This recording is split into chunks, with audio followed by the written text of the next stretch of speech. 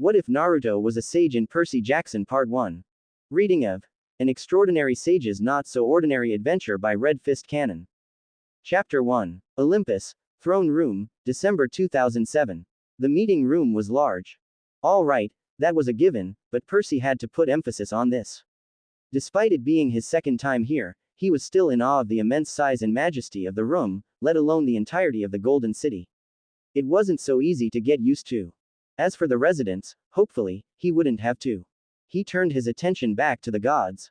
They were still vehemently arguing on whether his reward for helping save Artemis was to smite or not to smite him into smithereens.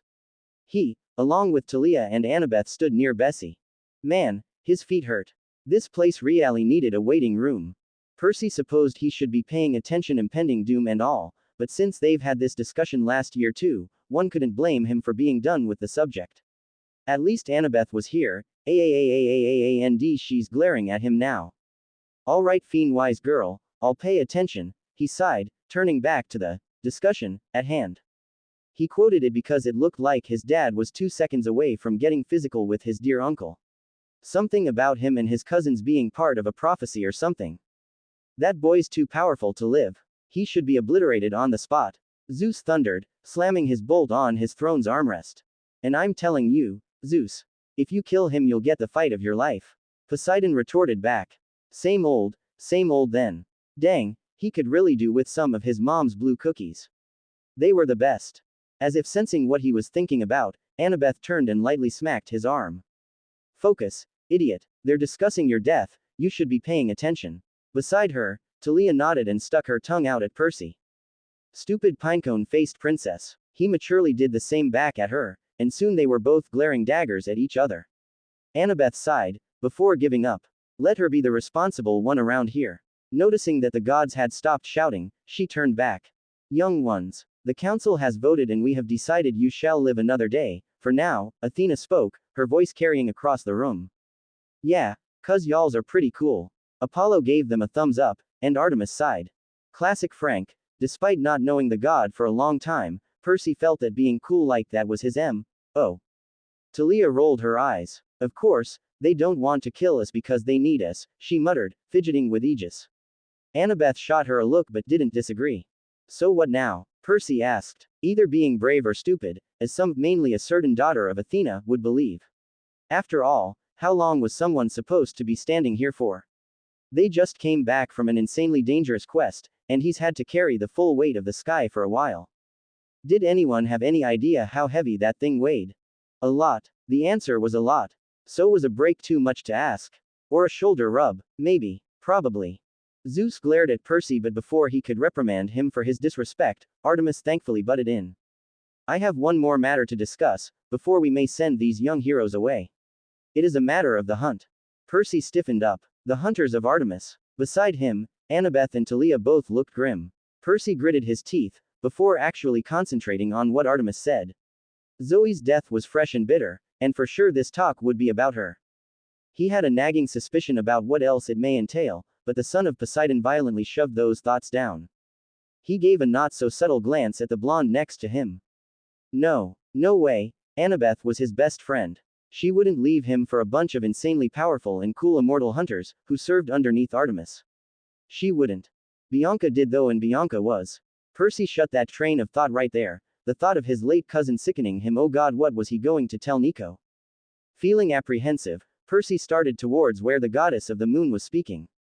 The great prophecy speaks of a half-blood of the eldest gods, who will turn 16 and bring upon great misfortune towards us. So my proposal is, the goddess was cut off by a strange light that shone harshly above them. Every eye in the room turned to it, then most turned away from its intensity. The light subsided and a large book fell from above, hitting Zeus' head much to the god's chagrin and anger, and sliding down on the floor until stopped at Percy's feet. Ah damn, everyone was looking at him now. Was he supposed to do something with the book? Mulling over it for a moment, he bent down and picked it off the floor. Heavy. Yeah, this was a hardcover one, the kind wise girl read before bedtime. There was a sticky note plastered to the front with something inscribed in Greek. Thank the gods for that, because he did not need to trip over his words in front of everyone. He could actually read this, and seeing that, well, it was important looking, he proceeded to do so. However, He was interrupted by another flash of light, this one more intense than the last one. Zeus instinctively covered his head, and glared at the light. Percy hid a smirk, finding the situation a bit funny. Not enough to make it clear he was amused, obviously, but just enough to feel some catharsis. Sue him, his uncle was a jerk. Heck, his entire family, besides his mom and maybe his dad, were jerks. Plus, bonus points, nobody looking at him now. Before he could comment on anything, a few figures appeared, causing Zeus to jump in surprise. Almost all the Olympians were on guard. Percy bit his lower lip to not let out a snicker. All this chaos was a bit funny, and the faces Zeus was making looked extremely dumb right now, boosting his spirits a little. But he should really be on guard. Potential attack and all that. Was it a book god? Throwing books around. Was there a book god? Was Wise Girl's mom a book god? As the figures fleshed out, Percy caught sight of a 7-ish feet tall lady who looked extremely pretty, like Aphrodite pretty except she was bigger, and what the fuck?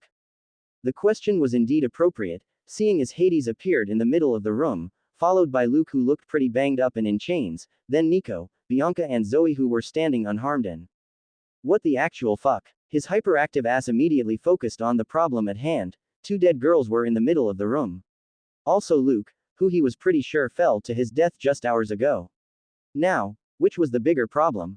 Evidently, Talia thought Bianca and Zoe were more important as she let out a yell, before practically bounding over to them. Percy would have followed her too, but he had a feeling this would end with some painful shocks for him, so he focused on the other problem and decided to head towards Luke. Bianca and Zoe were dead, Luke was alive, obvious choice. However, he needed not to worry as Luke immediately turned as white as a sheet, and struggled with the chains. Oh yeah, that's right, feel afraid you traitorous bastard. Where the hell AMMMPH, his violent thrashing was cut off by Annabeth. So cool. Percy's inner self cheered her on as she went on a complete girl boss moment and punched him square in the schnoz. What? What is this? Luke. What the fuck? Language. Zoe. My lady. Bianca. Nico. Hades. Dad. Mother. Sparky. What's going on? Who's Sparky? That's not important, you moron. Absolute pandemonium erupted in the room as the elder gods jumped from their thrones to surround their mother, while the demigods crowded around each other. Hugs were exchanged alongside tearful reunions, insults were thrown, and questions bombarded everyone as no one knew what was happening. Percy stood there, palms sweating and with the heavy book in hand, feeling his arm tingle a bit from the weight. Damn thing really weighed a ton. Should he put it down? Aw wait. The book fell with a thud, and for some reason, almost all the eyes in the room turned to him. Damn it, it slipped. He looked around the room. What? He asked. Pick it up. Don't treat the book like that, screeched Athena, just like an owl. Huh, the resemblance was uncanny. Also, did this prove that Athena was a book god? Complying with the goddess's order, he picked it up and opened it. Maybe the answer was right here. Probably, the book was the reason the light appeared. The first page contained a preface. Wise Girl taught him that word, so he decided to read it. Olympians, heroes and others, the book you see before you is the result of a request made by Rhea from an alternate reality. At this, every eye in the room turned to the surprised Titaness.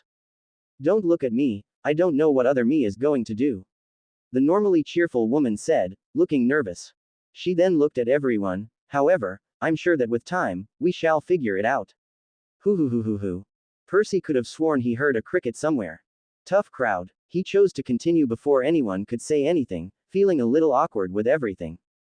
The request was made possible by the one above all. Percy paused as the gods gained looks of confusion, but a nudge from Annabeth prompted him to continue. The book itself is a record of a pivotal character's journey in that alternate reality and is necessary to save many of you from your demise and/or unfortunate destinies. As you've undoubtedly seen, some of you, whether dead or alive, were transported here by the one above all, both as a show of goodwill, and to act as further evidence of the book's origins. Most cordially, the Fates.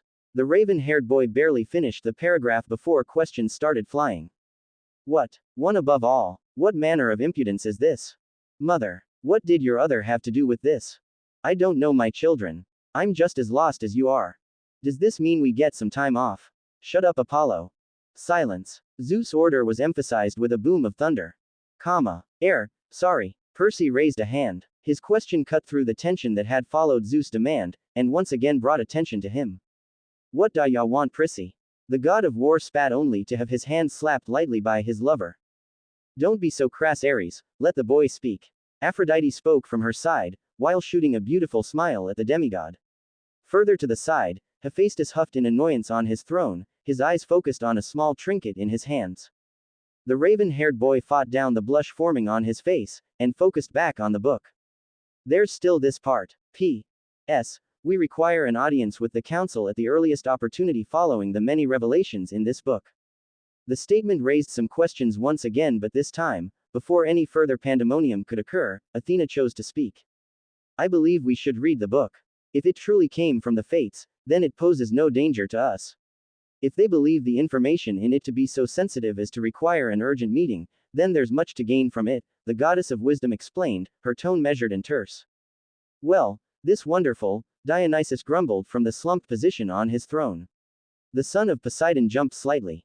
Aha, so he was awake. The guy was somehow moving less than a corpse, so he had his doubts. Then again, he had been quite the help for this quest, so maybe Percy should give him some respect. Just a little bit. I have no complaints, Bianca shakily voiced, as she sat next to her father, who had summoned a black leather couch in the middle of the room. Beside her, Nico clung adorably to her silver parka. Oh God, he still didn't know that Bianca had died. Well, Percy wasn't going to break it to him now. Oh yeah, your sister died, but because of some freaky powerful being she's back, but she's probably going to die again, kiddo, so prepare. Maybe. Was that one above all guy going to just kill off Bianca and Zoe again? Hopefully not. In any case, that's a conversation for future Percy and future Nico. Before we begin, I think we need to address the elephant in the room, another person spoke up. Artemis sat at her throne, with Zoe in a chair next to her, as she looked down at the demigods. Her silver eyes glared venomously at one of them specifically. What punishment shall Luke Castellan receive for his betrayal? Her voice was arctic cold, laced with a concealed hatred. Percy could understand her issue. From the way she and Zoe acted around each other, one might mistake them for siblings. Father, please, I know he did wrong, but Hermes' defense was cut off by another boom of thunder. Silence, Hermes. Your bias towards him does not change anything. Zeus cut through his son's protests. Ahem. A voice spoke out. Aw, shut up, Herm, you're just mad your kid got caught, Aries snickered from the side. Ahem. The voice spoke out again. You shut up, you scar-faced prick. At least I care about my kids. So or you do. That's why one of M's leading the rebellion against us. Well, ahihem. The same voice shook the room this time, as everyone stopped their bickering and turned to a visibly angry Hestia, sitting by the hearth with Luke at her side, now without his chains. Sister, are you mad? Unchaining him. Zip it. The usually calm and soft-spoken goddess bellowed, shutting up any protests. Are you done? Good. Hestia's flame-like eyes scanned the room, seeing everyone seated and quiet. Now no one is going to get smote, nor is any violence going to occur, we're all family here. She exclaimed. Sister, I think you know best that our family, regrettably, is far from perfect. The crooked one is not one to be trusted, and the fact this boy allowed our monster of a father leeway to use his body is enough proof that he's our enemy, Hera answered her. Her visage was a picture of distaste as she gazed at some of the demigods, especially Talia and Luke. Now, my little Peachik, Ray's nickname filled the queen with embarrassment. I know you're all upset about what the dear boy did, but if what you say is true, then Luke is just as much of a victim here. Mother, I'm sorry, but are you being serious right now? He gave our father a way to strike at us. Who knows what would have occurred had they been able to burn the Ophiuchus? This time, Demeter answered, frowning in anger. And while I hate to do this to children, what guarantee do we have that he isn't possessed right now? Poseidon gestured to the boy with his trident. No, he's not. The Titaness asserted, stopping further protests. I know your father's presence like the back of my hand, and even if he was suppressing it, I would still be able to tell purely through his emotions. Your father is not in the boy right now, she said with finality. The Olympians looked indecisive before Zeus sighed and raised his bolt again. That doesn't change what he did. He accused. And why did you think he did it? Hestia was the one to answer her brother this time. Do you seriously believe you have any right to blame him, Zeus, after everything you've put the boy through? You've taken away his childhood. Hermes looked down at that. His mother, Hades, frowned when his sister pointedly looked at him, and his love for his family. The goddess gazed at all her relatives, bar her mother who had taken to sit next to Luke and heal him. Rhea huffed as she added her 2 cents.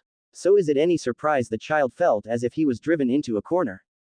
I know how your father operates, he likely saw a possible pawn in Luke and used him. If it wasn't Luke, it would have been someone else. You should know by now that the Croaked One plans meticulously for these things, she explained with a huff. Evidently, the scolding had been enough to cow the gods into silence, leaving them to mull over their sister and mother's words. While the gods had been bickering, the demigods had huddled together to have their own conversation. That was a good punch there, Annie, the daughter of Zeus elbowed the blonde girl teasingly. Yeah, really showed him, the son of Poseidon agreed, which made Annabeth chuckle. Thanks Thals, seaweed brain. The mood soon turned somber, with the three looking at the ground. I still can't trust him, Talia began. Neither can I, Annabeth nodded. Ditto, Percy added his 2 cents. The three turned to Nico, who was practically melding himself to his sister's side, much to her discomfort. The two had come to join the other demigods, and heard the discussion. I know he's probably a bad guy now, but maybe he was just angry. The child said nervously. That statement drew frowns from the older children, as they all looked at each other. Nico, no offense but you're a kid and you don't know what he did to us, the daughter of Zeus rebuked her cousin. Well, maybe he's right. The book says it's to help us fix some potential mistakes, so maybe Luke's there to get help. From the sounds of it, he didn't have a good past. Bianca put a hand on her brother's shoulder as a show of support. Annabeth looked contemplative and turned to Talia, both of them having known the Castellan boy the longest. Luke, he's had a rough childhood, yeah. I mean, I can get why he was angry, I was too, but it doesn't mean what he did was okay. He tried to kill me for God's sake. The daughter of Zeus whisper shouted, anger and betrayal visible on her features. Percy looked a bit conflicted. Sure, he was fooled by Luke too, but he'd barely known him for a week at the time, while Talia and Annabeth had known him for years. It really was unfair. The blonde boy's anger was more than justified, but his actions weren't. He could have chosen to be a better person and be defined by more than his past, but he chose to wallow bitterly in it, which drove him to make some really bad choices. Meanwhile, the boy in question had been silent this entire time, sitting by the hearth with his head held down. His injuries had been healed and his chains discarded, and yet he daren't commit any false moves. He probably knew he'd get vaporized on the spot, but then again, the demigods were reminded of the book's words. The one above all, the meaning of that name was obvious. It was someone or something with a whole lot of power. Maybe chaos, God, some eldritch deity older than the Olympians. But one thing remains clear, its power had shaken the Greek gods to their core. It wasn't every day a being could forcefully transport two immortals against their wills like nothing. Plus there was a reason they were all here, so what were they supposed to do? Nothing. The answer was nothing. It wasn't their place to deliver any punishment. Didn't mean they couldn't feel a bit bad about it. Ah, looks like they were done talking, they'll leave this for later. I believe we can postpone any trials until after we've read the book, Athena spoke, nudging at her father to agree. Indeed, and hopefully it'll give us a clue on avoiding any potential casualties when fighting, father, the king nodded in agreement. I just hope there's some juicy drama in there. Aphrodite clapped her dainty hands together. Oh, or some health tips. Demeter added her 2 cents. Some cool fights would be nice, Aries spoke up. Might use some new ideas for new weapons, Hephaestus reluctantly agreed. Hopefully one of you dies a horrible death, Hades groused from his chair, as Bianca and Nico rejoined him reluctantly. Shut it, death breath, Poseidon glared at his brother, only to receive a middle finger in return. Brothers please, Hestia groaned, sick of the arguing. Ah, but before we get to it, I want to properly greet all of you, especially my babies and grandbabies. Rhea gushed, before getting up from the hearth to walk around the room to give everyone a good hug. This would take a while. I will start then if everyone is ready. Athena's voice cut through the chatter, and instantaneously, everyone calmed down. The goddess flipped open to the first page and began projecting her voice. An extraordinary sage's not so ordinary adventure. Weird title, was a common thought. Just as the phrase was uttered, everyone jumped again in surprise as a large white screen appeared floating before them, the title written on it in bold font. Chapter 1.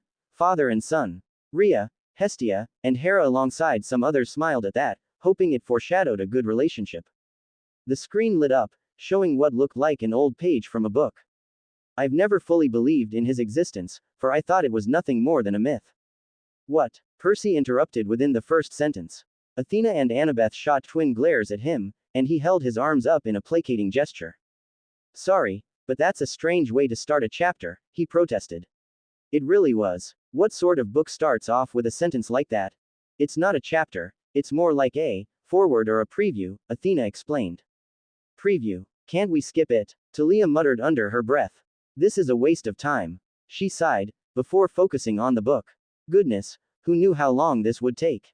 They were in a room full of argumentative gods, an overly affectionate titaness, hyperactive demigods, and a Shakespeare-speaking huntress.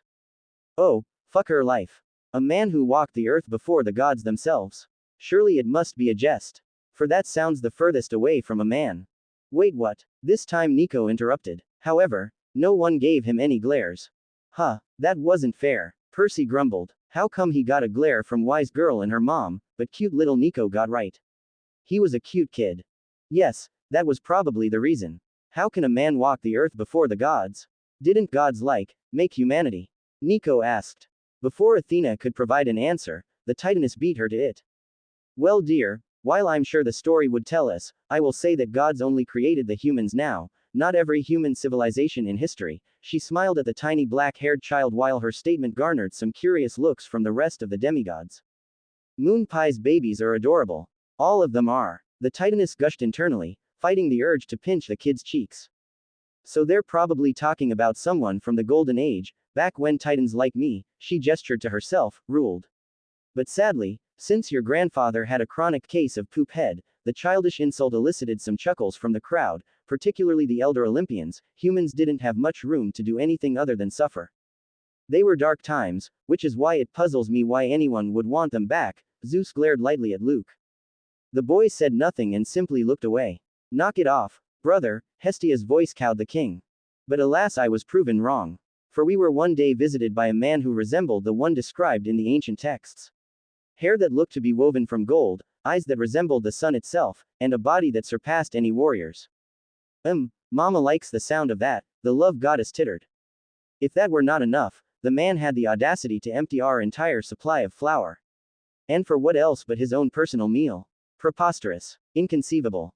Flour. That's it. Percy opened his mouth to comment, but an elbow from Annabeth shut him up. Right. The quicker they got through this, the better it would be. The three daughters of Rhea did feel their eyebrows twitch at the casual mention of theft and gluttony. The god of thieves felt his lips twitch up. And what even is this ramen he spoke so highly of? Testimony of a scribe of a rural Chinese village, 4900 BC. Apollo sat straight up. They don't know what ramen is. How could they not know what ramen is? It's delicious. Artemis stared at her younger brother with an eyebrow raised. He turned to her, his expression even more shocked. Sis, why are you looking at me like that? Don't you know what ramen is? He wailed dramatically. How could you? Artemis sighed. I do, Apollo, but obviously ramen wasn't known well back then. It was almost 7,000 years ago. It must have been from before noodles were a part of the Chinese diet. How come you like ramen anyways? She asked, leaning back. Apollo brightened up quite literally, causing a few of the residents to wince as a harsh glare flooded the room. I stayed in Japan for a little bit. He chirped. Ah, the lovely Amaterasu. He trailed off into mutterings. Shaking her head, Artemis beckoned for Athena to continue reading. From Tales of the Great Sage, by Professor Fujino Yasuhiro. The Great Sage. Who was that? Talia and Percy both turned to Annabeth for clarification, but she looked as stumped. In fact, most of the gods looked stumped. Mother, who is this great sage? Annabeth asked, her curiosity overpowering her sense to keep her mouth shut in a room full of volatile beings. The great sage, I do have some suspicions, but I'd rather we continue. I assume it'll be explained anyway, the goddess of wisdom answered. That professor. I'll have to look him up, she added mentally. There were virtually no creatures, apart from the oldest primordials who could recall the age of Shinobi, a period that preceded the golden age of humanity and succeeded the first age. The age of Shinobi has long been considered the briefest era of world history, lasting only a few centuries as opposed to eons or millennia. Athena and Apollo both perked up at that. One because any additional knowledge was good for her soul, and the other because of his fascination with anything Eastern. Shinobi. What's that? Nico asked. That's another word for ninjas. The answer came from someone unexpected, as more than a few eyes turned in shock to Percy. What? The boy met their stares with a raised brow. How did you know that, seaweed brain? The blonde demi-goddess asked in pleasant surprise. I watch a lot of those Japanese cartoons, okay. I know my stuff. The boy protested. Sure, it was mostly Dragon Ball, but he's also seen one or two other shows. Anime, Apollo corrected with a hiss, letting his inner weeb out. Conrad cough, Hermes jested. Do not insult anime, Apollo threatened. It is a beautiful work of art, and deserves love and appreciation and. Okay, we get it. Hades snapped. Now will you shut up and let us finish? Continue reading, Athena. Yes, uncle. It began with the sage of the sixth paths bestowing the gift of chakra onto humanity and ended with a mass extinction event triggered by Gaia.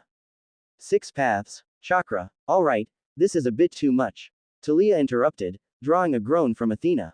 Well, if someone would let me finish reading this, maybe we could get through it. The goddess's voice cowed her mortal half-sister. Besides, I'm more curious about this extinction event. There are no records of this. Did you ever consider that there just wasn't anyone to tell the story? Poseidon commented snidely, only for Athena to ignore him. None but a few beings out there could remember the exact sequence of events, but rumor has it start with a war that engulfed the world and shook the continents. It was a period that blurred the lines between godhood and mortality, where multiple men and women amassed so much power they would have been able to stand toe-to-toe with many of today's gods. Many felt shivers down their spine. That didn't sound good at all. Mortals with the power of us gods? Unthinkable. Zeus rumbled. Beside him, Poseidon sighed, suffering in silence. His poor ears. But among all these powerhouses, a lone being stood off from the rest of the earthly creatures. A figure known by many names, the most famous of which would be the gallant sage of the East. Hold it. The god of the sea's voice cut through any noise in the room. The big three looked at each other in alarm. The three of them were more than aware of that threat. What is it, brother? Hera asked from the side. If this guy's the same as the one in our world, then this could potentially be very bad, Hades explained, his face serious. Wait, we have him here. Apollo asked curiously. The closest being he knew that would bear a name like that was Sun Wukong, but he was just a fictional character. Right. Athena likewise had an inkling as to who this was, but it was more due to her knowledge of history, especially the more obscure parts of it. Their thirst for knowledge increased, and the goddess chose to continue before any more interruptions. Despite the abundance of records detailing his sightings and interactions with men and women throughout human history, he was a cryptid even among the higher plane. None but the primordials and the elder deities of the more powerful pantheons could ascertain his existence nowadays. Grandmother, do you know of him? Athena asked, interrupting herself. The Titaness smiled. One of her grandbabies was asking her a question. Well, the Olympians tensed at her answer. I don't know him, but I do know of him, she started, noticing that she had the room's attention. Most of my memories of him were of that terrifying war that occurred in Asia, thousands of years before any of you were born. She recalled that particular period of her life. The earth had shaken so much they had believed Gaia to be reawakening. The heavenly war. Zeus breathed in shock. He knew it had happened, but it still felt strange to have it confirmed. Anyway, the main reason I knew about him is that, for one, the war literally shook the planet. The nonchalant way Rhea said that statement sent a spike of fear through some of the gods, and for two, because my little owl, your Bastahem, the Titaness stopped herself from cussing in front of the children, especially with her daughter glaring at her. I mean, your grandfather wouldn't shut up about him. Huh, what? Chronau, Annabeth. Names. Have. Power. Several people chimed in with their questions, all wondering what the former king of the Titans had to do with this. Even Luke looked up in surprise at the revelation.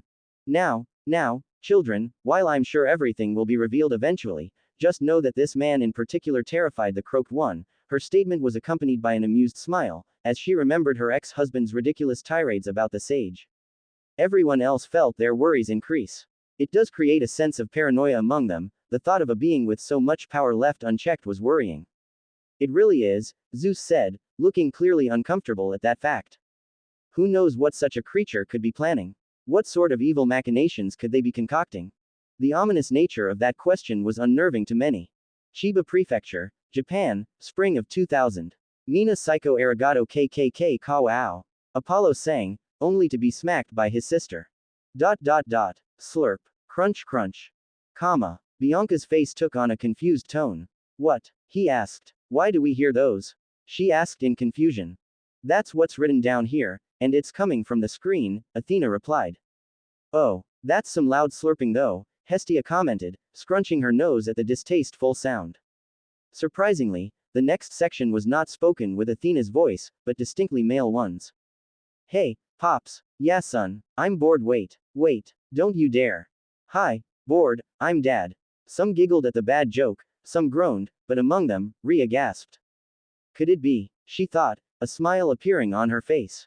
I hate this already, Dionysus complained from his throne, slumping further down like a grouchy child. Shut it, Hermes shot back. His voice was still sharp, clearly still tense after what occurred. His son was almost smited for their sake. Said blonde was still hunched over, looking like a kicked golden retriever. Throughout this, both Athena and Hephaestus gazed with intrigue at the screen, pondering on its mechanics. The way it gave them visuals, sound effects and assumedly accurate voices was simply bizarre. To the goddess, it felt like she didn't have to actually read the dialogue, as the screen automatically played it. UGGHHHHHH. Slurp. A couple sat in a Caesar position on top of a cliff overlooking the sea. Well.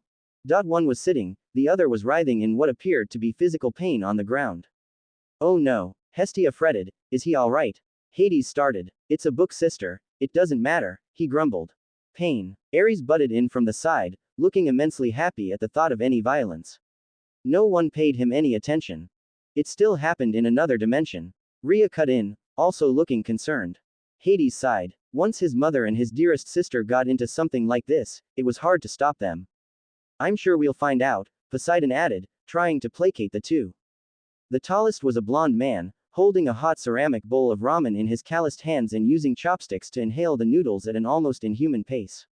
His whiskered cheeks were puffed out while his eyes were closed in bliss, making the man resemble a fox. Ha, guess you and that guy have something in common, seaweed brain. Both bottomless pits. Talia guffawed. Shut up, pinecone face, Percy grumbled from beside Annabeth. Annoying cousins. Well cousin, because Nico and Bianca are cool, Percy amended, even if the younger son of Hades seemed a bit too clingy. Beside them, said boy looked at the book in confusion. That's a weird way to look, he muttered to Bianca. Bianca frowned. I don't know, I've never met anyone with a fox-like appearance, she replied, playing with Nico's hair. Hestia and Rhea looked on in envy. They wanted to ruffle fluffy hair too. Well, Rhea could go ahead and try, but it would cause a little too much of a distraction, and her babies and grandbabies. We're already getting antsy. Ha. Despite his seemingly non-threatening appearance, his body spoke of a different matter entirely. As he knocked the bowl back to drink the still steaming broth, the shirt he was wearing hiked up, showing a toned stomach decorated by red flame-like orange markings.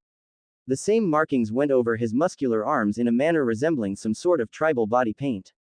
The screen shifted to a picture of the scene. Ooh, Aphrodite sang. That's a whole lot of man. She said delightfully, sitting up as the picture of the scene popped up on the screen. Hephaestus sighed, used to his wife's antics, while Aries growled. Many of the ladies in the audience, as well as Apollo, nodded in agreement with the love goddess, while most of the men shrugged. At this point, being hot was the standard in the immortal community. Oh my, a certain Titaness shamelessly checked out the man in question, but daren't verbalize her thoughts. Wouldn't do for her overprotective boys to start grouching. Athena, unbothered by the commotion, catalogued the markings. The description wasn't extensive enough, but the fact they were even written about meant they carried some sort of importance. Looking a bit too intensely there, Athena, the Lady of Doves, sang from the side, making Poseidon snicker. Silence, harlot, Artemis spoke up in defense of her sister, who ignored the taunt and continued. As he was done with his meal, the bowl disappeared in his left hand in a puff of smoke while a similar bowl appeared in his right hand, which the man proceeded to attack with the same vigor. He's a real glutton, ain't he? Rhea thought with a smile. He did not seem the least bit disturbed with how his lunchmate was acting and continued to consume the noodly goodness with enthusiasm. Slurp. His companion, however, looked less human. The average person would probably mistake them for an imp because of their small stature, a little under 3 feet, and their midnight black complexion, partially covered by a child-sized green yukata. Okay, the first one was hot, that one. Not so much. Aphrodite. That is very mean, I'm just being honest. Well, I happen to think he's cute. The mother of the Olympians pouted. The little creature was barely getting back together from the reflexive disgust it felt towards the terrible attempt at humor and looked back for the whole fried chicken it had been munching on. Shrugging, it took a bite out of it, consuming both meat and bones in one go. Ah, Hestia once again scrunched her nose at the lack of manners. Dionysus belched loudly in approval, garnering some looks of disgust. Dang, those are some sharp teeth. Hermes whistled. Sure, Most of them in the room could bite through bone too, but the little guy made it look effortless. There should have been some cereal with that. Demeter criticized. A meal without vegetables or grains. What travesty was this? What world were they in? It then looked up at the one they called Pops, the large yellow dots that served as its eyes being filled with curiosity. It finished swallowing the food before opening its Glasgow-like mouth to speak. Creepy, the Lady of Doves shivered at the features displayed on the screen. Ah, ain't he adorable? Ironically, that was a thought shared by both the god of the underworld and the Titaness. Although one would never admit to it. He looks cool. Like a carpoy. Nico tugged on Bianca's clothes excitedly and pointed at the screen, while the older D'Angelo smiled at the boy's excitement. Sue, what should we do today? Gulp. The blonde loudly swallowed the handful of noodles he had shoved in his mouth before shifting his own strange set of eyes onto the creature. A pair of blue eyes with a central golden ring gazed upon the one that the man considered his son. They don't really look related. Hera rubbed her chin thoughtfully. Why does that matter, sister? Hestia snubbed the queen lightly, knowing her thoughts on the matter. It doesn't, I'm just curious as to how their relationship came to be, the queen answered with a shrug. Hera's view of a proper family is too one-dimensional. Meh, I'm up for anything you want, he replied nonchalantly, shrugging his shoulders before continuing his meal. His son scratched his horned head in thought, removing the large cone hat he wore in the process and revealing his moss-colored hair. Green hair. The Olympian Japanophile was intrigued. This was looking more and more like an anime. Zoro got lost again. Moss hair. Poseidon rubbed his chin in thought, similarly curious. You didn't see that every day. Percy was also in the same boat, even if it wasn't blue. The smaller male contemplated their next course of action. It has been a few decades since anything exciting happened in the world. Ever since the end of World War II, Asia did have a few skirmishes here and there that occupied the duo, but nothing as major as the Great War. Nico scrunched up his nose. That's old, he declared. Nico, they're immortals. That's just a short period of time to them, Bianca explained. Still old. Percy nodded with his younger cousin. I have witnessed the Second World War, and it was not so long ago, Zoe stated, speaking for the first time. I do not know what thou are talking about. Percy and Talia both snickered to themselves, pausing only when Zoe turned to glare at them. Hades listened in on the conversation and hid a smirk. Those were some funny kids. Ah, right. Nico and Bianca still didn't know about the entire deal with the Lotus Casino. Well, he wouldn't explain that now.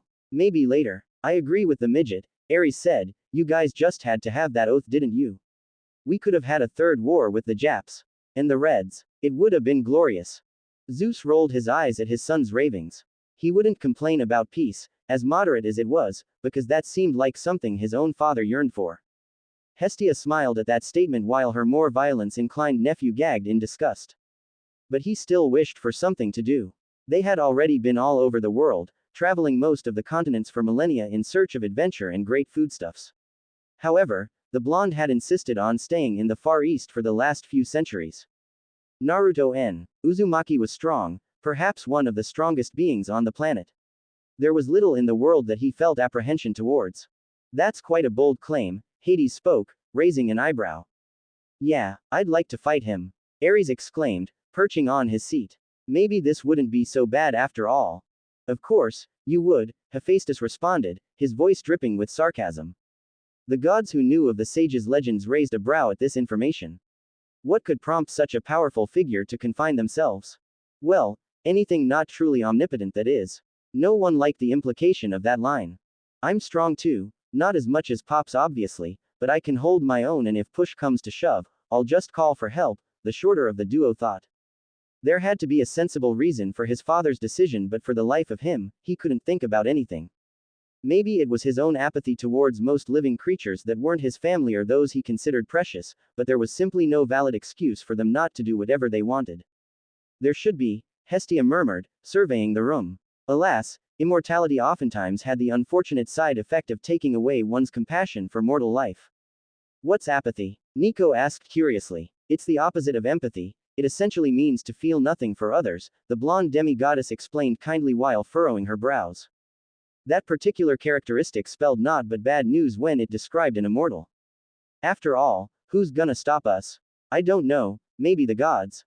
Percy mocked, only for Talia to lightly punch his shoulder. Shush. Luke, despite himself, was growing more curious about these two. Would they challenge the Olympians and take them down as he wanted? You know, I've been getting sick of Japan and Asia in general, we traveled everywhere here. And yeah, the dishes are great and all, the people too, sometimes. But I just wanted some more variety, why can't we visit Europe again? Or the Americas? Asked the little guy. Yay, come here. The god of war began sharpening a knife. Yes, come here, the goddess of love checked herself in the mirror. Aphrodite, no. Aphrodite, we. Naruto sighed, putting his empty bowl down and gazing upon the sea in thought. It's complicated. It's not. Why can't they just travel here? Percy asked, furrowing his eyebrows. First of all, I don't think we want them here, Annabeth humphed, slapping Percy's arm slightly. Secondly, they obviously have a valid reason, which I'm sure we'll find out if you shut up a bit. Damn wise girl. Well, make it not complicated. The son crossed his arms and rumbled, to which the blonde raised an eyebrow at the lip. Little sassy guy, aren't you? Naruto asked, making Zetsu wince and grumble under his breath. Mood. Talia smiled at the little guy. A good way to put it is, I can't afford to go there anymore. How? You're stronger than ever, Pops. The green-haired young man almost screamed in exasperation. Aries perked up at the thought of a strong opponent. That's just it, Zetsu. I'm too strong. Do you realize how threatened my very presence makes people feel? Let alone beings who can actually sense my power. The blonde explained and gestured widely. At Zetsu's incredulous gaze, he decided to elaborate. What do you think happens when someone unfamiliar with us meets either of us? Challenge you to a fight. The warrior god proclaimed. Challenge you to a night, his lover said shamelessly. Quote. I would have countless questions to ask him, the goddess of wisdom admitted. Me too, her daughter added, getting a smile from her mother. A historical figure was always a gold mine of information after all. The short male scratched his head. They'd, flee. Like Tartarus, we would. Was a yell echoed by many in the room, all insulted at the insinuation of cowardice. Naruto shook his head. While that may be true for weak creatures like most humans and monsters, it's another story when it comes to deities or beings of a higher power, especially those with too much pride for their own good. Zetsu tilted his head as he listened to his father. Most of those beings would see me as a threat, regardless of my intentions. And what do you think they'd do if I entered their zones of influence? Let me prance around? He questioned his son, who nodded his head in understanding. The Thunderer huffed. Well, at least the man is aware of the basics of interpantheonic politics. Don't stick your dick in everything. His wife sniped at him, forcing the many children of Zeus to either turn gold and green, in Talia's case, or muffle their snickers, while the king glared at his queen. No, they wouldn't. Many of them would start blasting before asking questions, regardless of where I was, and how many do you think will die before they listen to reason? Naruto continued. You've never truly experienced it because of your own ability to suppress yourself, but me. This is all I had to deal with for the first few thousand years of my life. If it weren't for that bullshit, Hestia, language. With Okwang and his gaggle of megalomaniacs, I wouldn't have garnered what do the kids call it these days. Ah yeah, a street representative. Your old man wouldn't have any of that representative. The man grumbled in irritation. Okwang, who's that? Bianca asked, having never heard of the figure. Seeing the context and how it's pronounced, and given what we know about the Heavenly War, it's likely Korean for Jade Emperor. I do wonder why it's in Korean script, however, and not Chinese, Athena answered. The big three narrowed their eyes at that information. The Jade Emperor was just as obscure of a figure as the sage, both with unknown abilities that they've rarely displayed in recent millennia. The thought of two powerhouses of that scale ever clashing was worrying, so to know it's happened before filled them with dread. It would be good to know how to avoid any such future scenarios. Some of the more battle-oriented gods also hoped to read more about the war. Apollo and Hermes snickered at the last statement. Zetsu simply nodded in understanding. Besides, you know we only really stay here because of Ama-chan's influence. If it weren't for my darling ray of sunshine, we'd have to have stayed in Origuk. Ama-chan, ray of sunshine, darling, no. It can't be. Amaterasu. Apollo stared off, face twisting to horror. Is that why she rejected me? He thought frantically.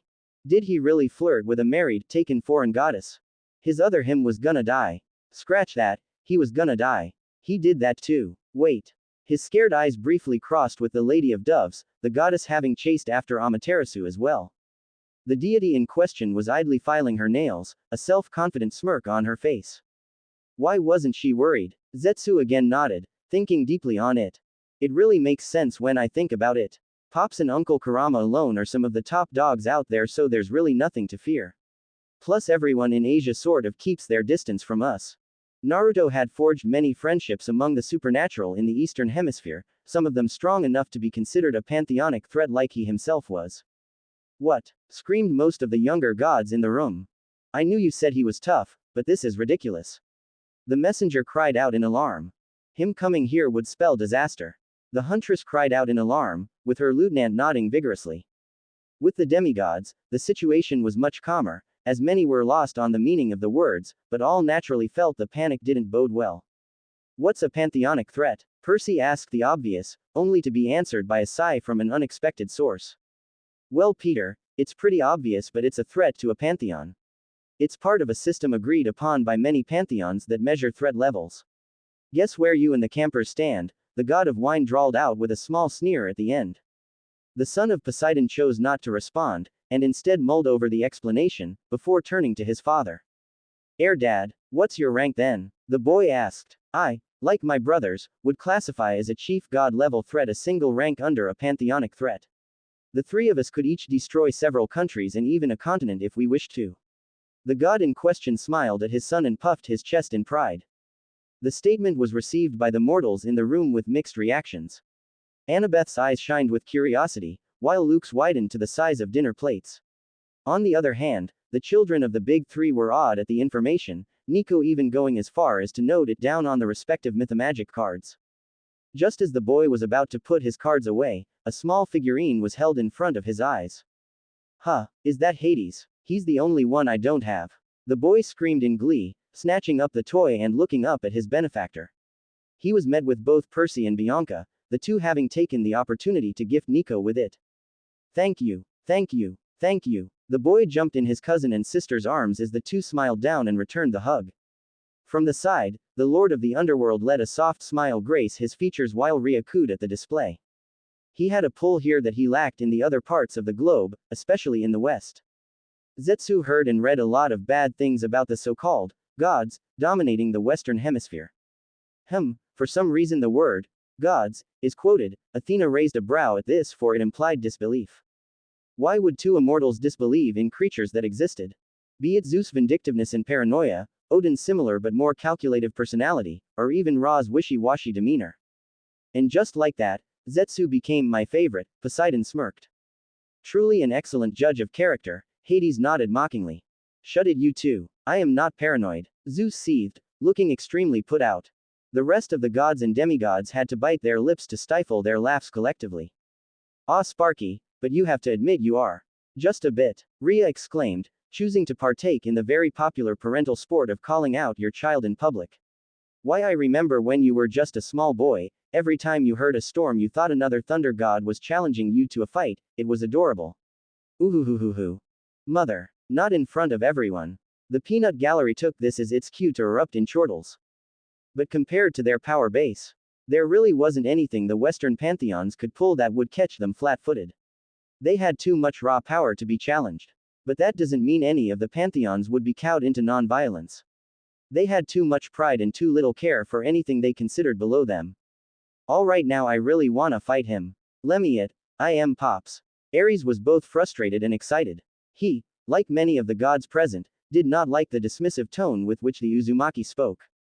For many others, such as Hestia, Demeter, Poseidon and Rhea, they felt incensed by the accusations. Yes, the Greeks hadn't had the best history, but they've become much better in recent centuries. Or they tried to make some smarter decisions for mortals. Or that's what he assumed at least. One could never be too careful with those. They'd already made that mistake once before.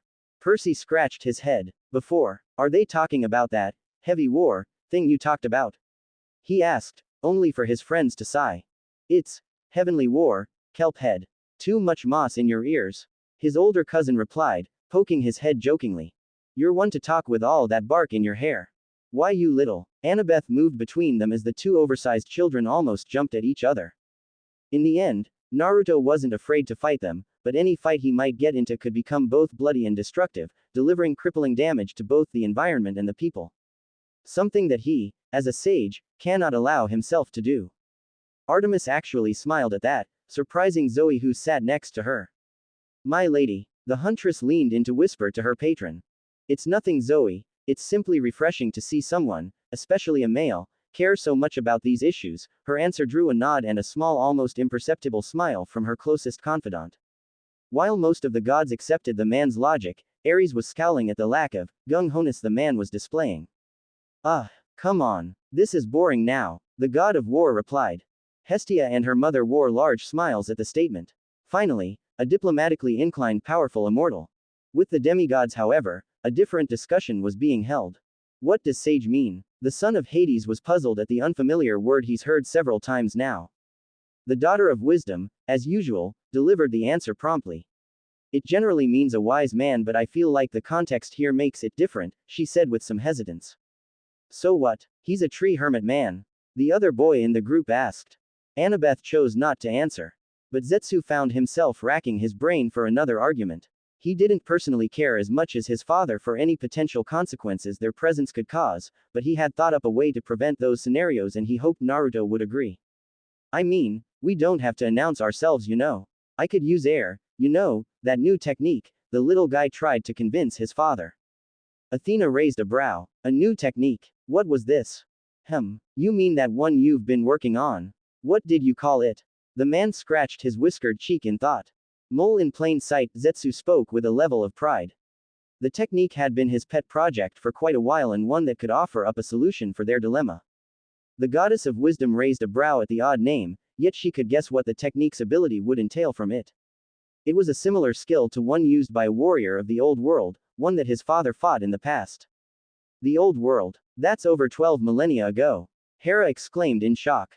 He's even older than the Titans. Her husband added with surprise. Ooh, he looks positively scrumptious for that age. Not now, Aphrodite. Non. I'm sick of being the one robbing cradles. Mayhaps I want my cradle robbed. That is disgusting. Artemis and Zoe gagged at the idea while the older demigods turned green as well. Oh, stuff it, you virgin. I know Rhea agrees with me. The goddess of love sneered at the prudish goddess. Mother. Feeling her children's stares on her, the Titaness chose to remain silent.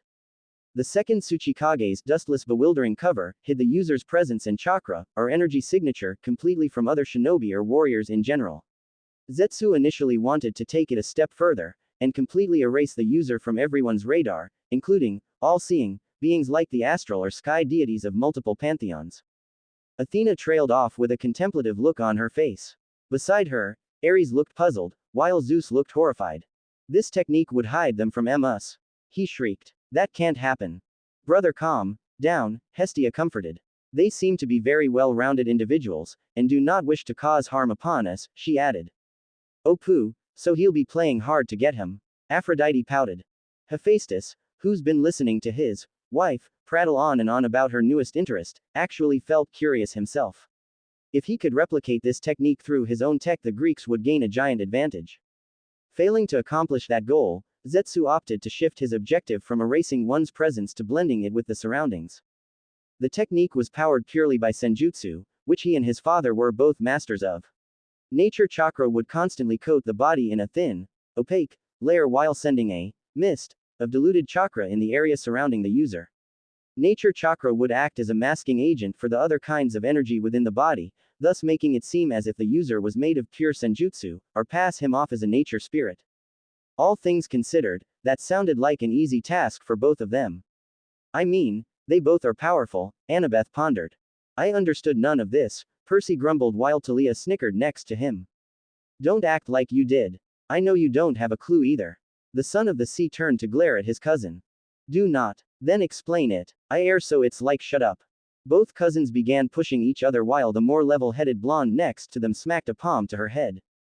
The problem, however, I got it down, but I still have an issue. The technique depends on the user's concentration.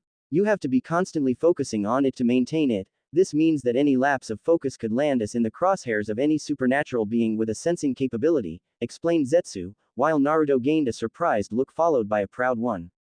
Needs, portable, source of power, the god of the forge noted down.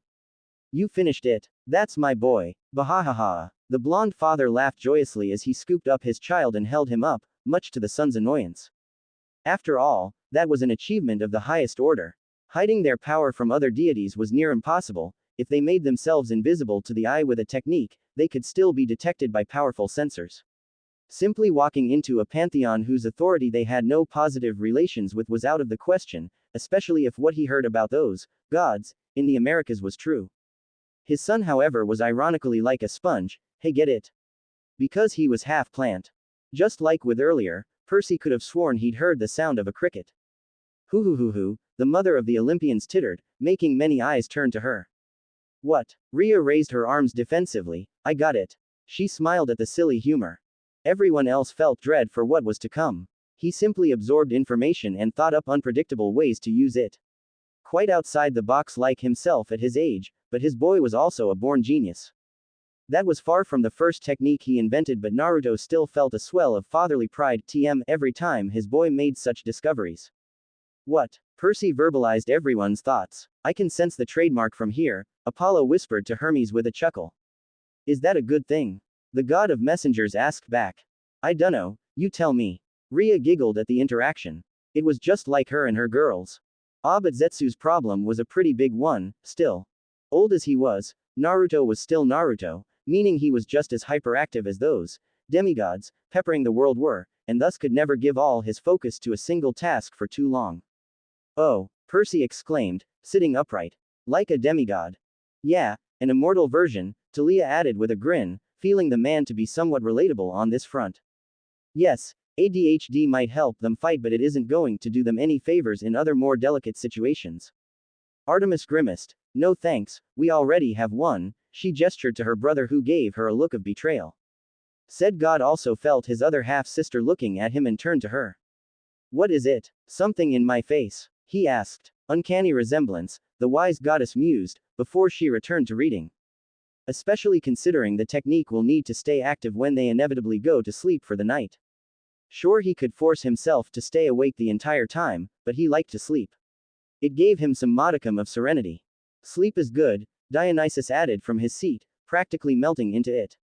So, staying completely hidden was a no-go, but then again, did they really have to? Naruto has been alive for eons. He had more than enough time to become the master of masters of the shinobi arts, especially the art of fuinjutsu, the knowledge behind jutsu shikis, and even some of the Western and Nordic runes. The idea came to him almost instantly. A seal to act as a nature chakra battery with a multi-layered runic circuit with some jutsu shiki sprinkled here and there, all to act as both a chakra filter and a circuit around the body. The few intellectual or academically inclined gods and mortals in the room internally cheered at the information. Runes. Jutsu shiki. Any such information was extremely interesting. Nico gaped at the book. What's that mean? Annabeth sighed, noticing that the other demigods and even some gods looked lost. Basically, they'd use nature to conceal themselves. Although that is fascinating, its application could be developed to cover larger areas, and thus, the daughter of wisdom prattled on, while her mother smiled at her enthusiasm. To Percy and Talia gave the Poindexter a blank stare, their minds filled with the sound of buzzing. The blonde narrowed his eyes in contemplation, ignoring his son's trashing as the boy attempted to escape the hold of his captor's fatherly pride. Again, why do I feel like this is the start of a running gag? Hermes rubbed his chin. Nah, you gotta wait for 3 for a proper gag, his half-brother corrected him with a grin. Now all I need to do is put the idea into practice. Ouch, Naruto yelped as Zetsu finally had enough and opted to use his powerful teeth to bite at his father's arms. Bianca suddenly had flashbacks of her brother's younger days. Nico as a toddler had been as feral as a mutt when someone took away his toys. Let me down, Pops. Not until you learn to accept my fatherly affection. On that's 3. Good night, everybody. Are you seriously trademarking this? Screw you, I'm the best dad in the world, I can trademark fatherhood itself. Besides, oh no, Zeus grumbled, sensing what was coming. Oh no, some giggled at the parroting while the king scowled. I wouldn't be much of a patent if I wasn't the best I could be. Get it? UGHHHHHHHHHHH. This time, an actual cricket's sound filled the room, courtesy of Apollo. Rhea bit her lips. PFF'd. The end.